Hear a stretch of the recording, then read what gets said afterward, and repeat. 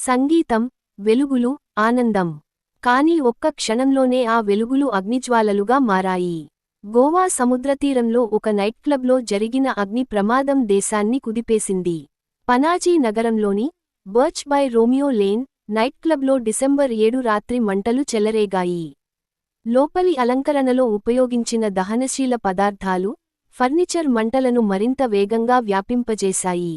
క్షణాల్లోనే ఆ ఆనంద వేదిక భయానకంగా మారింది. పోలీసులు వెంటనే స్పందించి, క్లబ్ యజమానులు, మేనేజర్, ఈవెంట్ నిర్వాహకులపై నమోదు చేశారు. గ్రామ సర్పంచ్ను కూడా విచారణ కోసం అదుపులోకి తీసుకున్నారు. ఈ చర్యలు బాధ్యతను గుర్తు చేస్తాయి, ప్రజల ప్రాణాలు కేవలం వ్యాపార లాభాల కంటే గొప్పవని.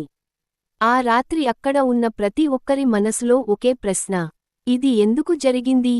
ప్రాణాలు కోల్పోయిన వారి కుటుంబాలు, గాయపడిన వారు, ఇంకా ఆ భయానక దృశ్యాన్ని చూసిన వారు, వారి కళ్లలోని కన్నీళ్లు మన సమాజానికి ఒక హెచ్చరిక. ఈ ఘటన మనకు ఒక పాఠం చెబుతోంది. భద్రతా ప్రమాణాలు, అగ్ని నియంత్రణ చర్యలు, మరియు బాధ్యతాయుతమైన నిర్వహణ లేకపోతే వినోదం విషాదంగా మారుతుంది.